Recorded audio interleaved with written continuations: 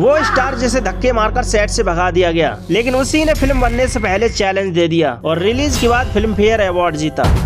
India का वो hardcore villain जिसने हॉलीवुड के कैलकुलेटेड विलेंस को उन्हीं के गेम में उन्हीं को पूरी तरह डोमिनेट कर दिया।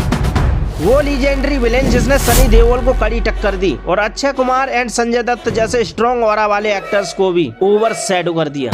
वो स्टार जिसे अपनी इविल स्माइल एंड सिनिस्टर आंखों से प्रीति जिंटा एंड काजोल को फिल्म सेट पर इतना डिस्टर्ब कर दिया कि पास जाने से वो खौफ खाने लगे। एक ऐसा व्यक्ति जिसको आप रास्ते चलते रजिस्टर भी ना करें और वो आपको स्पाइन चिलिंग इफेक्ट आपके ऊपर छोड़ जाए। यहाँ तक कि थिएटर में बैठी ऑडियंस भी ये सीन्स देखकर डर के 76 हो गई थी। और इतना ही नहीं, ये सैकड़ों कमेंट्स आज भी इस बात का सबूत है। कई ऐसे डिस्टर्बिंग सीन्स थे उनके जिन्हें देखकर ठंड में पसीने छोड़ जाती है ऑडियंस। आशुतोष राणा जिन्होंने 70 से ज्यादा फिल्मों में नेगेटिव रोल प्ले किया, जिनमें दुश्मन, संघर्ष, राज, कर्ज, बादल, सिम्हा एंड वॉर जैसी इम्पोर्टेंट मूवीज भी शामिल हैं। और इनमें कई ऐसी फिल्में भी हैं जो बॉक्स ऑफिस पर फ्लॉप साबित हुई, लेकिन ऑडियंस ने उन्हें बार बार देखकर ब्लॉकबस्टर बना दिया। लेकिन इस लीजेंडरी विलेन के खौफनाक सफर की शुरुआत एक बहुत बड़े अपमान से हुई थी। साल 1994 में आशुतोष राणा पहली बार दिग्गज डायरेक्टर महेश भट्ट से मिलने पहुंचे थे। अपनी परंपरा के मुताबिक उन्होंने भट्ट साहब के पैर छुए, लेकिन महेश भट्ट को ये चापलूसी लगी और गुस्से में आकर आशुतोष को सेट से बाहर करवा दिया। लेकिन यहाँ दिखा आशुतोष का असली कैरेक्टर। वो अगले दिन फिर आए और फिर पैर छुए, लेकिन भट्ट साहब ने बार बार इंसल्ट की, लेकिन फिर भी बंदा साइलेंट बना रहा और फिर रेस्पेक्टफुली बोला, सर आप मुझे सेट से तो बाहर निकाल सकते हो, लेकिन मेरे संस्कार मेरे अंदर से नहीं निकाल सकते, जो कि मुझे मेरे पेरेंट्स ने दिए हैं। आशुतोष सर के इस fearless attitude and self confidence को देखकर भट्ट साहब इतने इमोशनल हो गए कि उन्होंने गले लगा लिया। लेकिन सच पूछे तो ये एक स्ट्रॉन्ग इंटेलेक्चुअल इंसान की जीत थी, जिसने साबित कर दिया था कि डराने वाला विलेन बनने से पहले अंदर से खुद को भी स्ट्रॉन्ग बनाना पड़ता है। तो दोस्तों, अब एक ऐसी हकीकत जो शायद बहुत कम लोग जानते होंगे। हालांकि उनके फिल्मी कैरियर की शुरुआत तो 1997 में आई तमन्ना मूवी से हुई, लेकिन असली पहचान उन्हें 1998 में आई दुश्मन मूवी से मिली। और दुश्मन मूवी हॉलीवुड की I4NI का रीमेक थी। हॉलीवुड वर्जन में विलेन का रोल प्ले किया था कीफर सुथरलैंड ने, एक ऐसा एक्टर जिसे दुनिया उसके इंटेंस काम के लिए जानती है। लेकिन जब इस हॉलीवुड विलेन को आशुतोष राणा से कंपेयर किया गया तो रिजल्ट हैरान कर देने वाले थे। हॉलीवुड में कीफर का विलेन रोल एक प्रोफेशनल क्रिमिनल की तरह लगता था, एकदम कोल्ड एंड कनिंग विलेन। लेकिन आशुतोष राणा ने इस कॉपी फिल्म के कैरेक्टर में प्रिमिटिव बीस्ट यानी आदिम जानवर वाला एंगल जोड़कर आशुतोष ने कीफर को पूरी तरह ओवर शैडो कर दिया। क्योंकि इस फिल्म में गोकुल पंडित सिर्फ एक क्रिमिनल नहीं था, बल्कि एक साइकिक था। और बहुत कमाल का काम था वो आपका आशुतोष राणा का। आशुतोष तो जहाँ कीपर सुथरलैंड अपनी आवाज से डराते थे, तो वहीं आशुतोष ने अपनी साइलेंस एंड पोस्टमैन वाली बॉडी लैंग्वेज को अपना हथियार बनाया। इंटरनेशनल सिनेमा लवर्स का मानना था कि जो raw terror and creepiness Ashutosh ने अपनी आंखों में भरी थी, वो कीपर के पॉलिश्ड परफॉर्मेंस से कहीं ज्यादा डेंजरस एंड इम्पैक्टफुल थी। एक तरफ हॉलीवुड का स्टैंडर्ड विलेन था और दूसरी तरफ इंडिया का वो हार्डकोर परफॉर्मर जो अपनी एक्टिंग से रूह खपाने पर मजबूर कर देता था। तो एंड रिजल्ट ये हुआ कि आशुतोष ने हॉलीवुड के उस विलेन को उसी के गेम में मात देकर अपनी रीमेक फिल्म को ओरिजिनल से ज्यादा पावरफुल बना दिया था और इसके लिए film fair award for the best villain का अवार्ड भी जीता। आशुतोष राणा।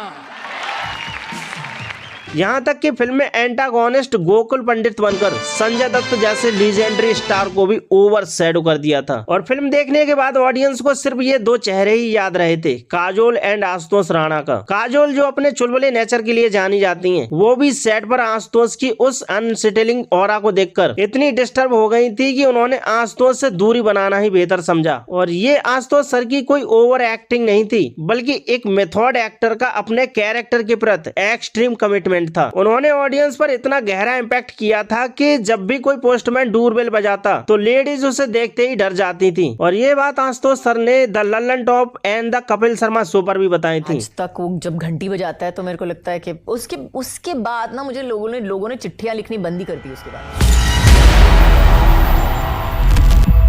लेकिन ये भी ज्यादा नहीं था। इसके बाद ही साल 1999 में आई संघर्ष मूवी में आशुतोष ने एक ट्रांसजेंडर बनकर ऐसा स्क्रीन फॉर प्रेजेंटेशन दिया कि थिएटर में बैठी ऑडियंस की भी रूह कांप उठी थी। जबकि ये भी हॉलीवुड की cult classic movie the silence of the lambs से इंस्पायर्ड थी।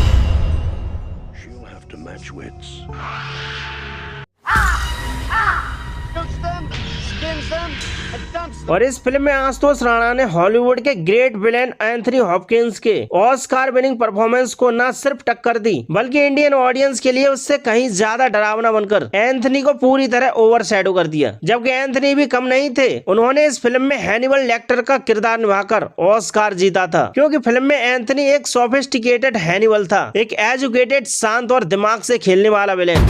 लेकिन यहाँ आशुतोष ने जो किया वो पूरी तरह आउट ऑफ द बॉक्स था। उन्होंने हॉलीवुड के उस साइलेंस विलेन रोल को भारतीय अंधविश्वास तांत्रिक शक्ति के साथ मर्ज कर दिया। जहाँ एंथनी हॉपकिंस अपने डायलॉग्स एंड साइकोलॉजिकल गेम से डराते थे, वहीं राणा ने फिल्म में लज्जा शंकर बनकर एक फिजिकल एंड क्रिमिनल टेरर पैदा करके डराया। उन्होंने अपनी इविल एनर्जी को विलेन के स्टैंडर्ड से कहीं ज्यादा डरावने लेवल पर पहुंचा दिया। यहाँ तक कि अक्षय कुमार जैसे एक्टर को भी डोमिनेट कर दिया था। प्रीति जिंटा ने अपने एक्सपीरियंस शेयर करते हुए कहा था कि मुझे तो एक्टिंग करने की जरूरत ही नहीं पड़ी। राणा की एक्टिंग देखकर सच में मैं इतनी डिस्टर्ब हो गई थी कि चेहरे पर टेरिफाइंग एक्सप्रेशंस ऑटोमेटिकली ही उभर आए थे। फिल्म में उनका विलेन पर्सोना इतना डिस्टर्बिंग था कि उनके पास जाने से भी डर लगता था। इस फिल्म को देखने के बाद ऑडियंस पर इतना गहरा इम्पैक्ट हुआ कि एक्टर एंड कैरेक्टर के बीच का फर्क ही खत्म हो गया। लोग रियल लाइफ में उन्हें असली तांत्रिक समझकर अपनी अपनी समस्या लेकर आने लगे थे। फिर उन्हें बार बार समझाना पड़ता था कि मैं कोई तांत्रिक नहीं, सिर्फ एक एक्टर हूँ। तो कुल मिलाकर दोस्तों ये फिल्म बॉक्स ऑफिस पर फ्लॉप जरूर हुई, लेकिन राणा को इसने सर्वश्रेष्ठ खलनायक यानी best performance in a negative role का अवार्ड दिला दिया।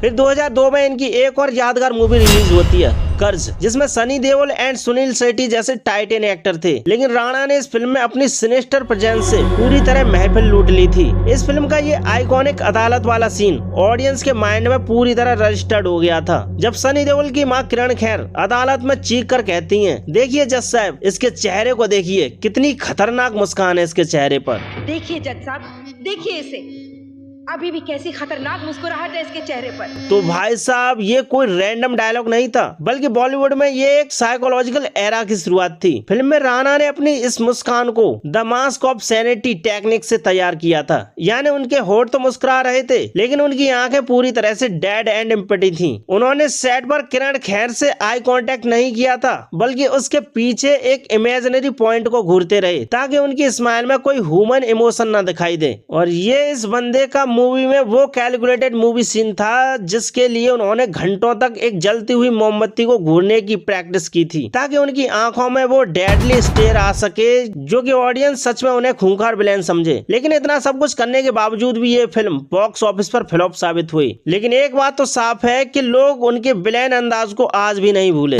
तो दोस्तों ये थी आज की हमारी नई वीडियो। अगर आपने हमारी पिछली वीडियो नहीं देखी है, जो कि गुलशन ग्रोवर पर बेस्ट मास्टर वीडियो, जो कि इससे भी ज्यादा बेटर है, तो गाइस जाकर एक बार जरूर एंजॉय करना और वीडियो को लाइक एंड सब्सक्राइब जरूर कर देना, ताकि नेक्स्ट वीडियो की इंटरेस्टिंग अपडेट आपको एट टाइम पर मिल सके। तो थैंक यू, फिर मिलते हैं नेक्स्ट वीडियो में।